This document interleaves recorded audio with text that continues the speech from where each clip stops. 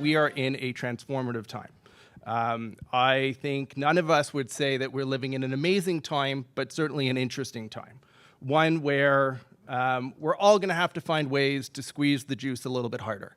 We're going to have to find opportunities. How do we make more? How do we do more? How do we service customers better? And no better way to do that than thinking about automotive lending, especially in today's automotive world, where car sales are going online, consumers are demanding it. Look at Consumer Alpha, Consumer Z. They want to sit on their couch. They want to buy a car. They want to obtain lending. So let's talk about that and what that looks like for all of us. So not to ruin the mood, but is America better than us? Dan, talk about that, sort of the experience from a consumer perspective in America versus what you're seeing in Canada currently.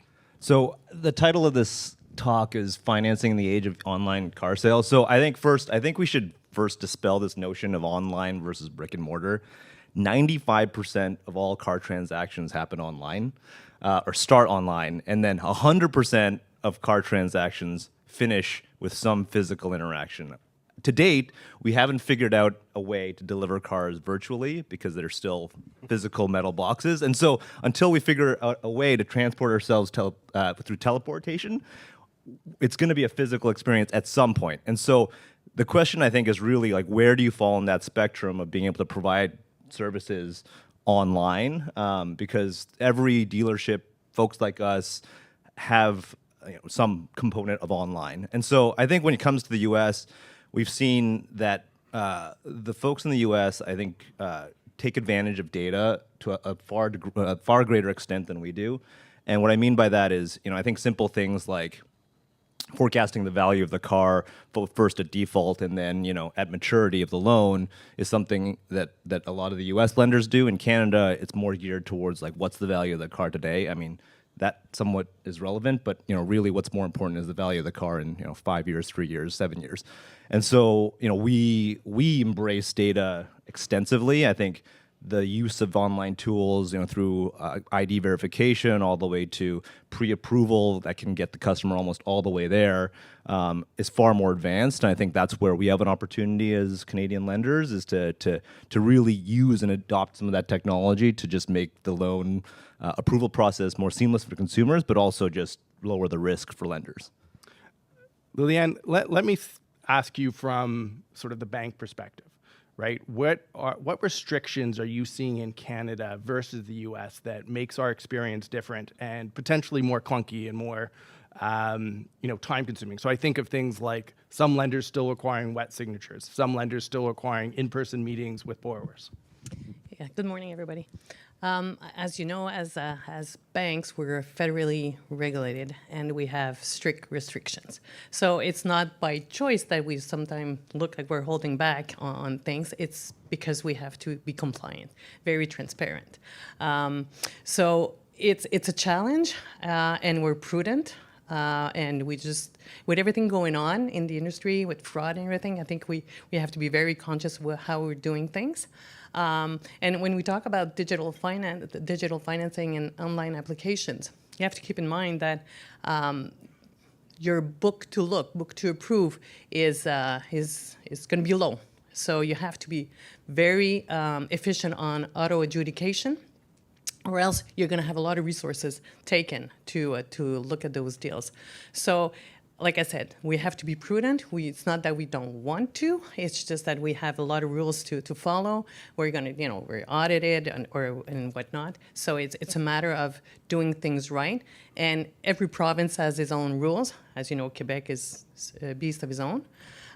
So it's go slowly, prudent, and doing things right. Are there some low-hanging fruit that you think the market in Canada can change in the short term? That's a good question. Like I said, wet signature, you said it. Wet signature is something that we all want. KYC might be sometime in the way. So I think there is low-hanging fruit. Again, prudence is a key word in this. Scott, thinking from the consumer perspective, right? Let's pretend I've never bought a car before. I don't know what amortization means. I don't know what an APR is. I don't know what an interest rate is. I don't know what a loan term is. If I just go online, what are the risks with that? Well, first of all, I think I'm appropriately in the middle here because I'm the car company. I'm not the independent entrepreneur and I'm not the bank, so I'm less regulated. And really, everything that we do is about trying to sell the car. All the data or all of the information that you need to understand amortization and APR and payments and cost of borrowing, absolutely every auto company has it on their website. So to Dan's point, we're 95%. It's probably even higher. I don't know where the 5% of the people are the Luddites that aren't on the web. And Walk into the dealership. I guess, yeah, because they love friction and they want to have a fight. Everyone is online and they have access to all of that information. The big gap really is the transparency. And we're in a situation now where, I said this at work before, John Leal, he can back me up. My grandfather, he died in 1983. If he was to come back now and sit in any one of the new models that are out there, he'd have no clue how to start that car or what all the lights are and how it works. But if he went to a dealership, darn tootin', he'd know how to buy a car because the process is the same as it was in the 1950s and the 1940s. And so even though there is a proliferation of all the information you need, you still have to go into the dealership, and we're moving in the right direction. There's a lack of transparency there. And so what I would say is when it comes to online, you can get your terms and you can understand all of those things. Really now, consumer protection, there's orientation around drip pricing.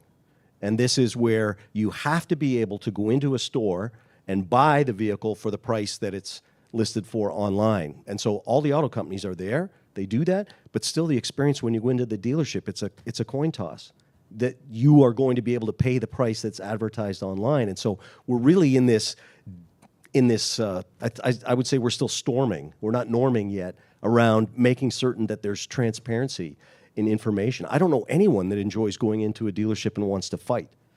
But that is basically what happens. They make you pull the information, take the additional fees out. And so we're working towards more and more transparency, and I think that's the answer. So being informed and going in, understanding what you're looking at and what you're willing to pay and kind of standing your ground in the current environment is the best advice I would give.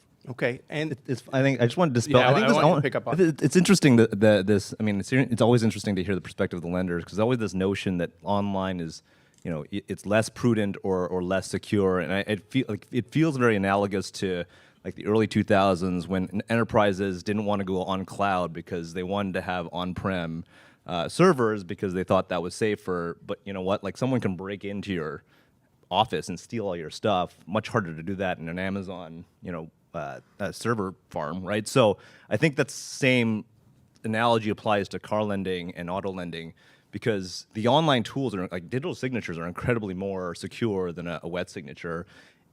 We do facial recognitions for every single customer that goes to our website. Amazingly accurate, and you know what? Like if you walked into a dealership and said, "Hey, like let me take a picture of you," that gets slightly awkward. Whereas like online, people are willing to do that, and you get a lot of security. And we can do facial recognition, ID verification online that is just incredibly secure. And so I think there's this notion that online, for some reason, is less secure. In fact, it's actually probably more secure. Oh, I agree completely. And John can verify. We just went through a risk meeting yesterday, and we stopped 3 frauds online. Right. Through the ID verification. We had a situation where a few folks like looked at the ID, looked at the picture. They're like, yeah, it kind of looks like the same, but the software was able to detect it's a different person, right?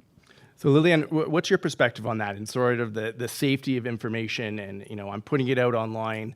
And is there a risk that, I, who may be underqualified, could, get qualified for a loan that I shouldn't because it's online? Or are the standards lower from your perspective?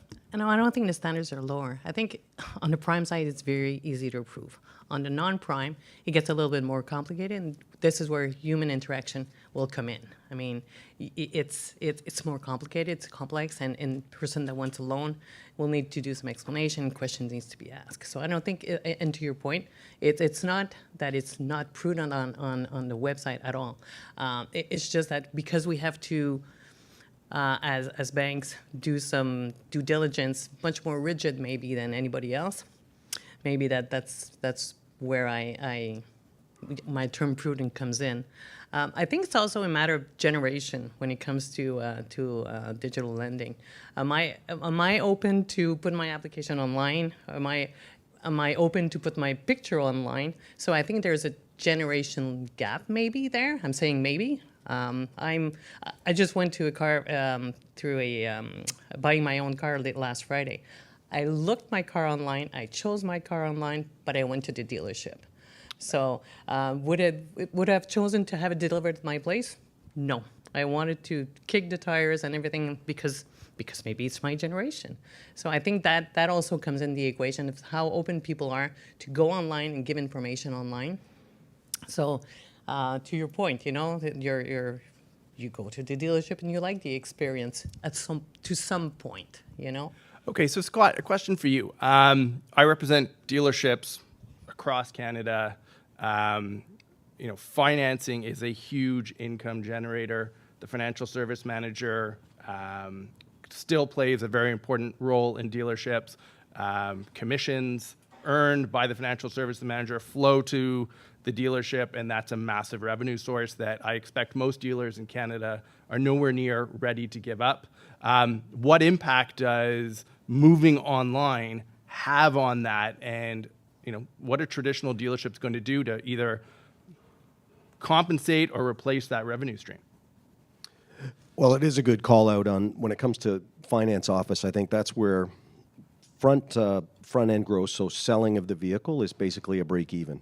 So most of the money is made in the finance office, and dealers, many are very reluctant to give that up, and they still have that, you know, you have to meet a person at the back who will reveal what your payment is and what it includes. We're moving away from that. I think online, having the ability in your payment calculator to select what I would like to have and being completely transparent. And that's where we've got Nissan Canada Extended Services, you know, building that into the online experience so that the customer can have that information. The challenge is now replicating it in the dealership where it's completely transparent. There is a way to do it. And we've got a couple of big groups at Nissan that are currently working on something called One Price, where it doesn't mean it's the same price, but it means the price that you see on the web is exactly what you pay. You come into the store, and whether you transact online or you go in the store, it's the same price. There's no grinding over negotiating, and everything is clear and transparent. And there's no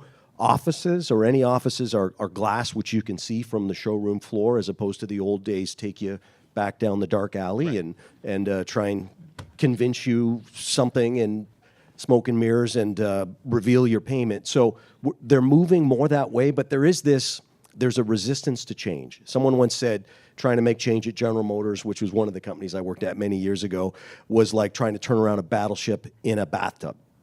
Very slow. And I think we have all of these dealers, a network, thousands of dealers across Canada, who have more invested one dealer than adding up everybody at one of the OEMs. They've literally got millions of their own equity at stake every day, and you're committed to that process. So it's hard to get them to adapt or adopt new ways, but there's momentum, and we're moving that way. It really comes down to transparency. We have to have transparency. So OEMs are pushing more transparency. More, I think, for dealers to survive in the future, they're going to have to get to this more transparent approach, which is exactly what Dan's business is. Well, yeah. So let me talk to Dan about that. So, as you know, one of Canada's leaders or first to market in terms of an online dealership, what sort of changes do you see in your own business, and what sort of pushback have you seen among other brick and mortar dealers? Yeah, to your original question about the F&I manager, I think, you know, if you asked a dealership if they can get the same amount of conversion on their F&I without the F&I manager, they would take that route, right? And I think the reason is because of conversion. For us, I mean, we do most of that conversion online. But I think you know, when we think about our business, you know, we're very focused on that customer transparency, making sure that the consumer has all the information available at their fingertips to be able to make their own decision. And then we work with the banks, you know, with an intermediary that isn't entirely online to make sure that we can get the best outcome for the consumer. So, for us, the digital experience is really core to the product. Okay. And Liliane, from your perspective, what are dealers asking for from Santander, for example, in terms of where they want to see the market go and the services they want to see from you as a lending institution? Well, the dealers want the lowest rate with biggest reserve. So I think that's a given. I think they want transparency. The dealer has choices when they go online on which rate they put there, So how do you attract the customer? And then they have potentially negotiations going on once the approval is on. The F&I department for the dealership is critical. I mean, it is a high generating income. And transparency is critical, but to say that there's no negotiations going on face-to-face, I'm not sure. I think once you're sitting in the F&I office or at sales office or whatever, I still think when there's a one-to-one conversation, there's still room for some negotiation. So that's why I think it's an hybrid solution that we have presently. It's an hybrid between digital and going in person and getting the best for the consumer and the dealership. So. Okay, fair enough. Scott, from your perspective, who's responsible to educate the consumer, especially as we transition to more online transactions? Is that something that's left to the dealer? Is it left to the lender? I think it should be from my perspective, it's the OEM that is responsible for explaining, and so the captive finance company, or could be a lender who puts it all out there in detail, and then the dealer is the retailer. Like, our expertise is wholesale. We don't retail cars, and retail is a completely different expertise than wholesale. So what we offer is a complementary service, but part of the investigation, just like with investigating the vehicle, is investigating and understanding all of the terms, and then once you get to retail, then the dealer can confirm that. But I think we have a responsibility to make sure that all the information is there and it's on the web, because most of the information or most of the investigation happens online anyway. And Dan, I think it's our responsibility. I mean, I think it's the retail consumer facing business that it's our responsibility to be able to educate the consumer. I also think that people underestimate the rate of change generally, right? Like, I think as a technology company, we're always looking at these AI tools. I was talking to someone yesterday, and there's a product called Devon, which is done by Cognition AI, which basically replicates a developer. 2 years ago, that software was developing at the level of like a high school student. A year after, it's like a intern. Today, it develops at the level of like a computer science, a 2-year a computer science graduate with 2 years of experience, right? Like, the rate of change is extremely fast. I was in a Waymo in San Francisco last week. It is incredible. It's an incredible experience. In 5 years, we'll have a pretty broad availability of autonomous cars. And I think, like, when you think about the consumer, that consumer, I think, is shifting faster than I think a lot of people appreciate. And within the next 5 years, I don't know to what extent people will want to, start their journey. I think that 5% will go to something, higher, right? It's a little bit of a catch-22. Do you force the consumer to go online now? Because we could do that, actually, and the dealers could do that. The OEMs could do that. You're actually forced to do everything online. So and talk about that. So, like, is that a trend? Do you see that where we'll push consumers online more and more, and maybe deny the opportunity to the consumer to sort of go back to a dealership or have someone in person to talk to? I think it's going to come almost naturally. It's the tools are there. We're getting more and more tech savvy. Yeah, tech savvy. Tech savvy. So I think it's going to come natural. But like I said, we could force it. I mean, some OEMs already are there, and doing everything online. Is it the best solution? Is it a good experience for the customer? Some will say no. Some will say yes. But yeah, we have choices to make. Scott, next 4 years, biggest challenge to your business that you see? Well, apart from tariffs and mergers and I think we're down this path where I think we're past the tipping point where we are going to be performing more and more things online. It's consumer demand. The consumer, this is where they want to be. So from our perspective, we need to be omni-channel. We need to be, you can pick it up, leave it up, like Netflix. You go from one room to another, from a phone to a tablet to the TV, and you can pick up where you were. We have to develop and continue to develop our software and our capabilities so that wherever the customer is, whenever they are, they can go as far down the funnel to the transaction as they want to, but also while complementing, we're committed to dealers and a dealer network. And it's not that I take issue with what Dan said, where it's the retailer's responsibility. He's a retailer, Right. so he has that responsibility. I'm a wholesaler. I'm a car company. I have that responsibility. I have the brand, so I need to manage the brand, and it's hard for me to rely on individuals in certain places where their level of expertise is not the same. So I want to make sure that we have all of the tools so that everybody can have the information that they need, so that irrespective of where they go, when they go, how they go, they're going to get the right branded experience with the access to the right information so that they can make the best But think possible about me for decision. a sec. It's Friday night. I've got my beer in hand, and this is the weekend. I'm going to find a car. So, I do my work. I find a clutch. I find a Nissan. I find something. And now I'm going to go out and find myself a loan. And I'm just going to go to one website after another. I'm going to put, I'm going to apply to 15 loans because I don't know. How do I get protected in this new world where I don't have hard pulls on my credit 15 times? Because, hey, I've never bought a car before, or I'm new. How does the industry protect me from 15 credit apps being pulled?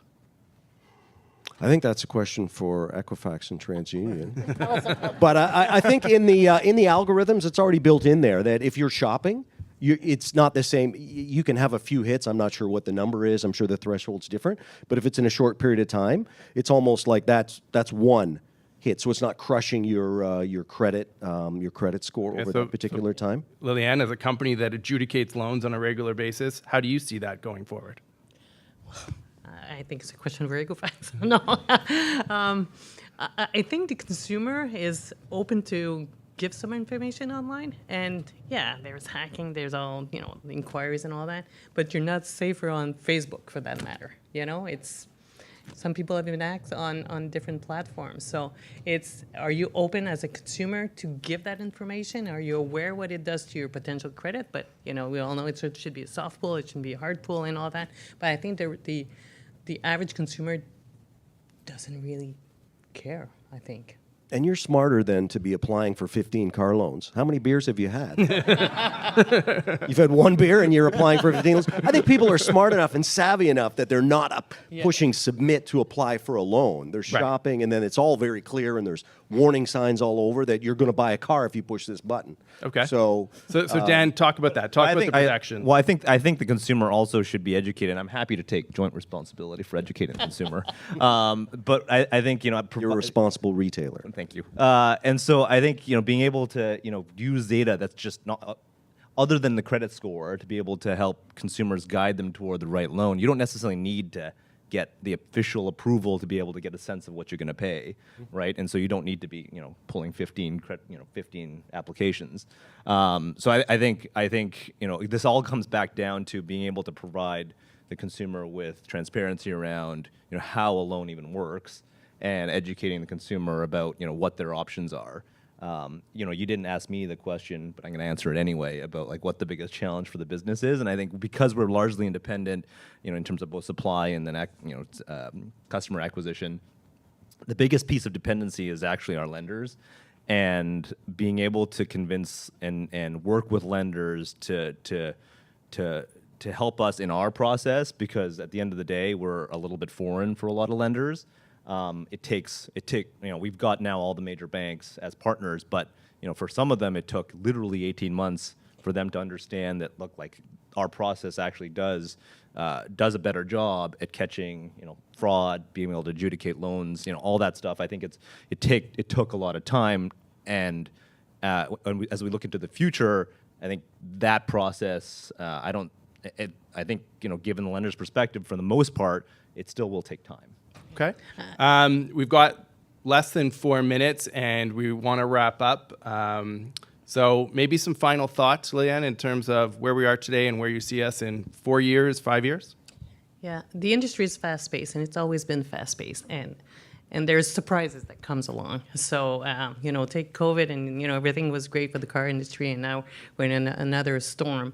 And as a lender, there's newcomers coming in, there's new regulations, there's new rules, there's all those, things going on that we need to not only adapt, but we need to consider how much energy we're going to put towards, because it's so fast-paced, how much resources will be needed to comply, to follow the pace of the consumer, follow the pace of the new providers that have genius ideas. So it's Dan just said it took 18 months for lenders to onboard. Yeah, because there's so many things going on, there's so many innovations going on, and and the industry will keep innovating. So as a lender, we need to be very aware of that and be resourceful and have everything in line to comply and serve the customers in the best interest. And when I say customers, I'm talking about the dealers, the OEMs, and the consumer. Scott, you're on a national stage, and you could speak to banks, you could speak to the industry generally. What are you asking for sort of in the short term to help you, help your company, help your brand succeed and get to this next level and get through the next 4 years? You mean apart from money? Yes. I'm going to go in a little bit different direction because I really like the question you asked, Lillian. This is now the best time ever to buy a car, from sales process, from information, from transparency. But it's nowhere near as good as it's going to be in 5 years' time. I think we're moving to the place where consumers, they're driving this change. And it's not happening fast enough, and some think it's happening too fast, but I'm very excited about where it's going to be. We should be able to, all new car OEMs should be able to deliver in conjunction with retailers, if that's the way that they want to manage the channel business, the way that Dan's team does. To me, that would be nirvana. If we can get there, that drives the best customer overall experience in the most transparent way, and I think we're moving that way. We're moving in that direction. So I'm excited about what's to come. It's the best it's ever been, but it's not as good as it needs to be or will be. Okay, Dan, and picking up on that, what do you see? Yeah, I mean, I guess I have a dream. The dream is, a customer comes in, they have full transparency around what their loan will look like. They have a selection of cars that they can look at and they can afford, and one-click buying, and the car shows up at their door either the same day or the next day. Like that's the vision. How we get there will require, I think, a lot of work, especially on our part, but also on the part of lenders.